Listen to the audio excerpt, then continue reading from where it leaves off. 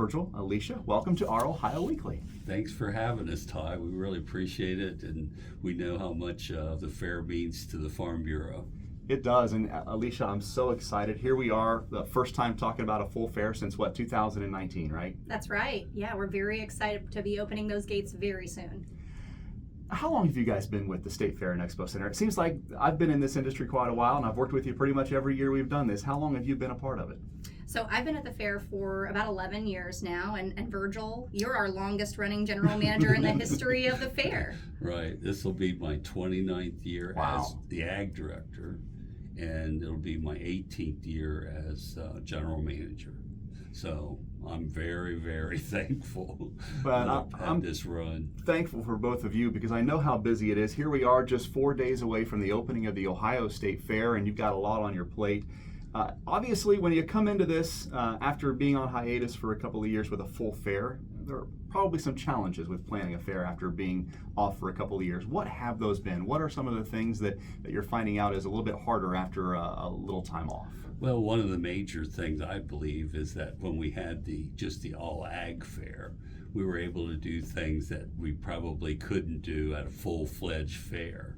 And then now, and I would have to say that we just highlighted the youth exhibits and everything, and the youth exhibitors, and when you do that, you change some major things in your scheduling, which we were able to do without having a few other things, that we would usually do. But anyway, so it cut our schedule down, doing it the way we did ag-wise.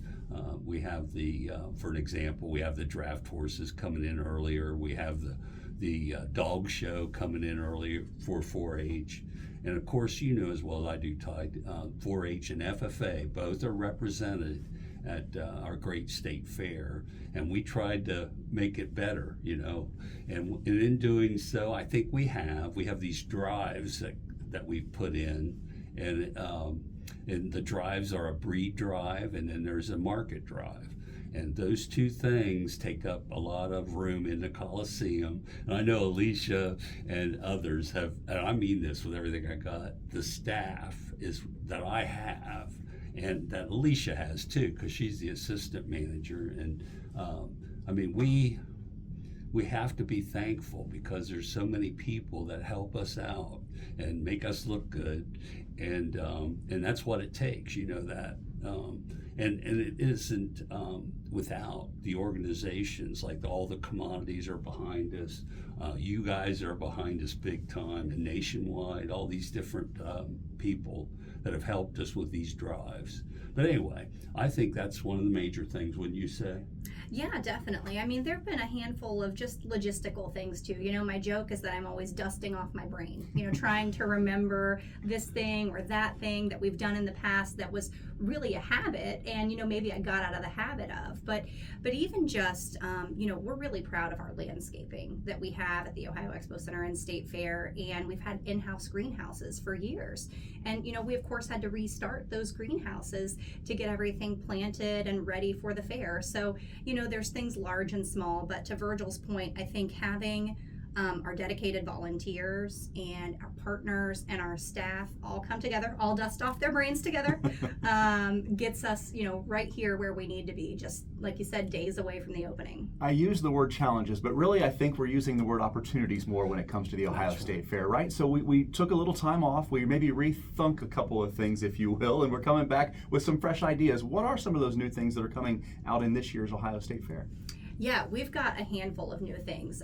So, for example, we used to have this building, the Buckeye building, that's kind of off the beaten path, back toward our maintenance complex, and we would have sporting events kind of intermittently throughout the fair in that building. It was kind of difficult to get to. People, the number one question you get asked is, where's the butter cow? The number two would probably be, how do I find the Buckeye building? And And so we looked at this with these events, who would have loved to have had an air-conditioned facility to do their events.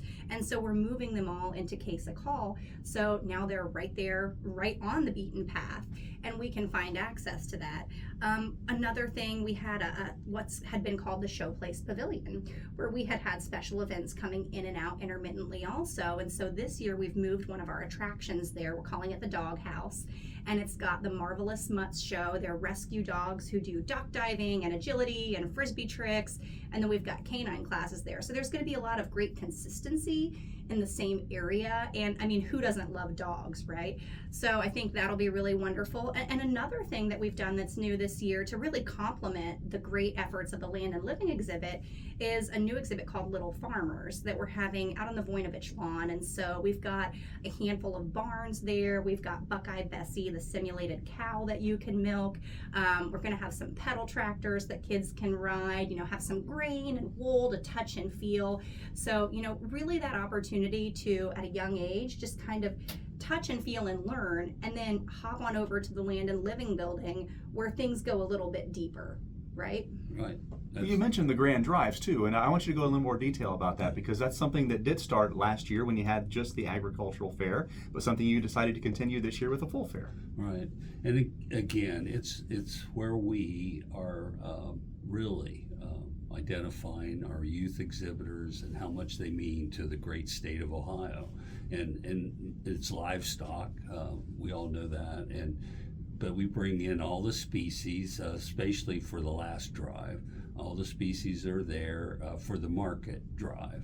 And we're bringing them out, and we're honoring these youth, and again, their parents too. Really, I try to make sure everybody understands that, and I think you're going to MC it this year. I am, yeah. I'll be there for both grand drives. We're very thankful for you to be there to do that. But it's just a matter of how we keep honoring the youth that are a part of our great show, and as you know, Ty, our agricultural livestock shows are big. I've had other state fairs come in and they'll say, "Boy, your barn's full today. You've really got a good turnout." And I go, "Yeah." And I said, "Then we rotated two more times." And they go, "What?" I go, "No, we rotate the livestock out and get another barn full." So there, it's what Ohio brings to the table, and how we really try to showcase it. And I've always said I love the Ohio proud, aspect of agriculture, and so with those drives, I really believe. And again, now we'll look at it every year and make sure that we're doing the right thing. But I think they were really highlighted last year when we had just our ag fair. But for it to come together for a full fair, I'm very proud of that. And don't forget too, Ty, and I know you know this, our directors in each one of these buildings, all the livestock directors, I can't thank them enough. I mean, they're really out there for us, and they're on Facebook all the time. They're talking to the exhibitors all the time. So again, we're very, very fortunate. Yeah, I mean, I like to think of these grand drives almost like an extension of the Sale of Champions. We've had those top exhibitors in the ring, in the spotlight, and rather than having the final drives in the barns like they had been, this allows us to bring more of those youth together under one roof on each of the Saturdays during the fair, and really just honor even more of them. Because it's not just those top youth, it's the outstanding market exhibitors, the outstanding breeding exhibitors, the Skillathon participants who've done really well and gotten great awards for their books. I mean, there's just so many different youth who we can honor in this way, and I think it's a way for a lot of those species to come together and see more than what they would maybe normally see just in one barn or the other.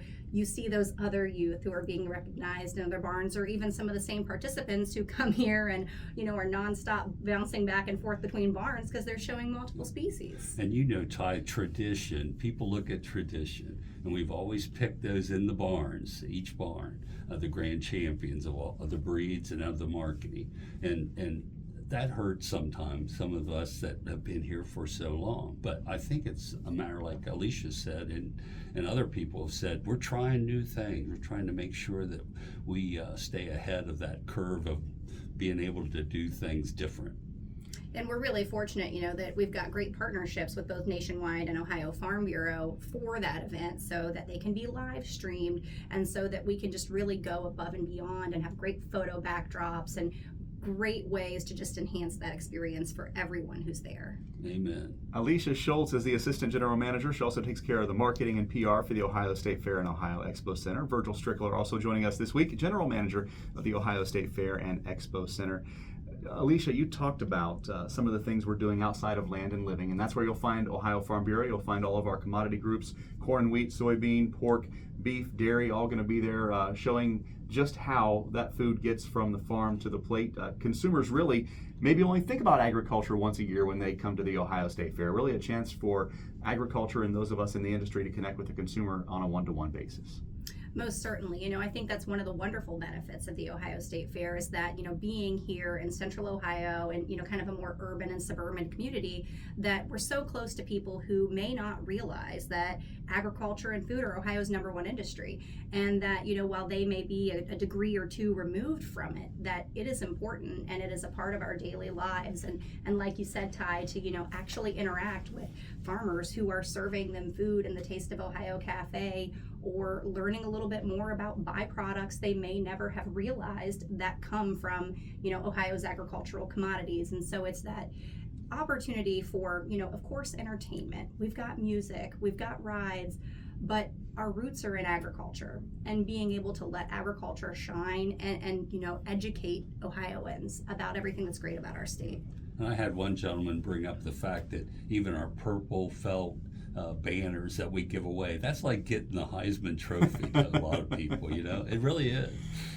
And the state fair, when it was started because of agriculture. It was an agricultural fair, and now we look all these years later, look how much the state has changed, yet still agriculture is such a major component of the Ohio State Fair. Amen.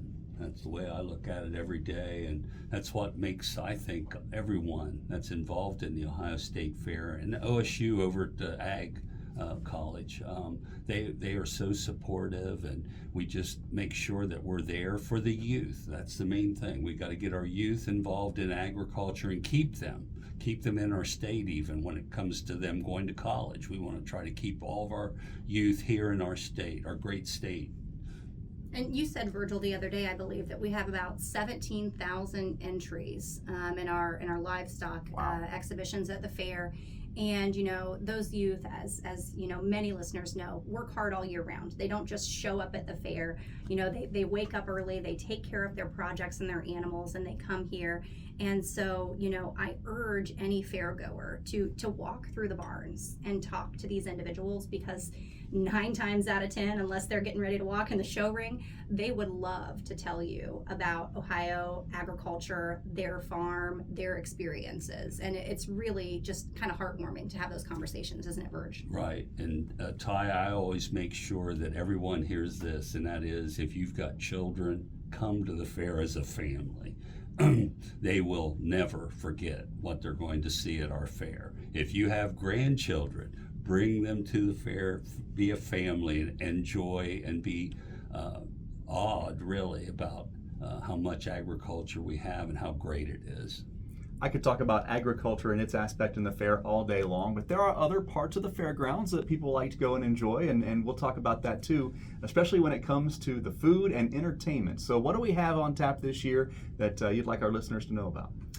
Well, there's a ton of food and a ton of entertainment. We've got more than 150 different food locations where you can get, things served deep fried on a stick, also deep fried and on a stick. And there are just so many different new options. We've got deep fried stuffed olives on a stick. We've got edible cookie dough served in a variety of fashions, stuffed into things and deep fried as an ice cream sundae. There's just so many different food options, but it can be a little bit overwhelming at times because there are so many food options. So we've got a couple of ways to help with that. One, we have an Ohio State Fair mobile app that you can download, so you can search for whatever your favorite fair food is. If it's a sausage sandwich or, a hamburger or fried cheese, and you can find exactly where those those are located. But this year we're also working with our vendors to do what we're calling $3 Thursdays. And so on each Thursday of the fair, all of our vendors are offering a special item, a smaller size portion for just $3, so that fairgoers can come and try a little more. Because I don't know about you, but I love coming to the fair and trying the food, but I have to space it out over the 12 days because I can't get it all in. So if I can have a smaller version of a few things in one day, like, I'm in. I'm totally in. Yeah, you get that sugar fix. Anything bacon, that's what I'm after. I think, Ty, you realize too that the pork industry has really done well with their bacon, everything bacon here. But anyway, anything on a stick too, I'm behind it. Our hog farmers do the pork chops on the stick. That's yeah, right. And I would recommend, as much as I love the Midway and those fried foods, which I do enjoy at the State Fair, if you go to the Taste of Ohio Cafe, you're going to get your fair share of everything Ohio has to offer as well. Amen. That's one of the best things we ever did. That started, I think, in '93 or '94, around in there, when we started the Taste of Ohio.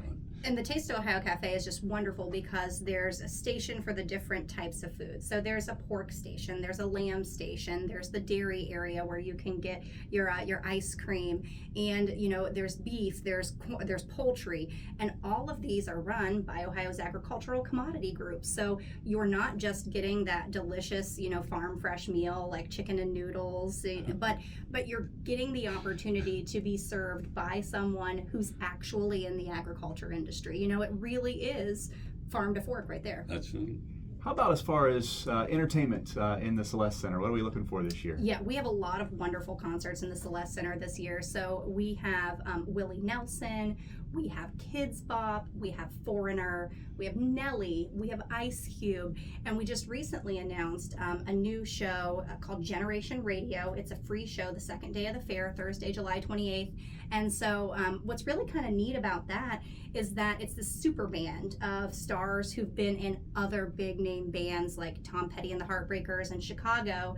But the name that I think I know the best is Jay DeMarcus, who is of Rascal Flatts and right here from Columbus, Ohio. So, it'll be a nice opportunity to see some stars who you would normally not be able to see for free in our big air-conditioned indoor venue. Yeah. And we all wrap it up on the last Sunday of the fair there in the Celeste Center with the Super Bowl of Ohio agriculture and that livestock component you talked about, the Sale of Champions. That's right, Ty, and I know you and others of your organization are a part of that, and you're right. That's the Super Bowl, and those that get to participate will never forget.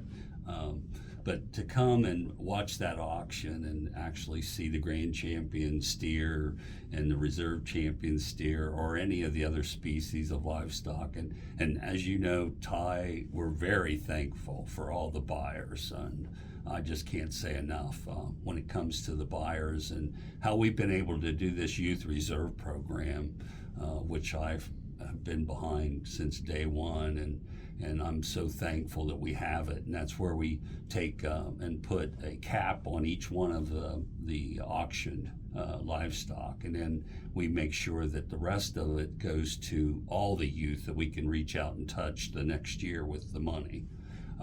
So anyway, it's been really great, Ty, to be able to say that we've really helped a lot of youth with scholarships, with endowments that we have too, when it comes to how we make the money go back through the skillathon areas, showmanship areas, the outstanding market and breed type areas that we have for all the youth.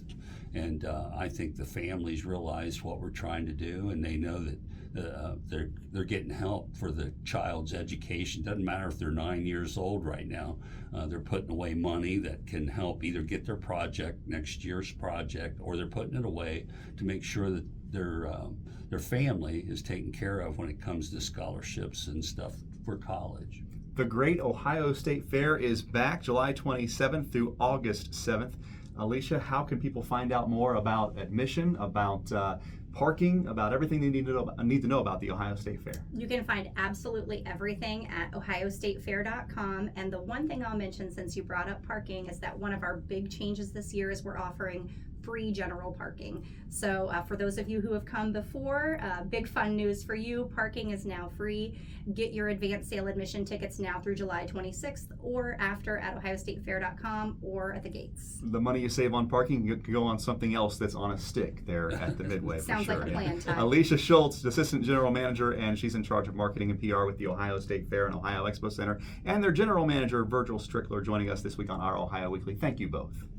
Thank you, Ty, for having us. Thank you. See you soon at the Grand Drives.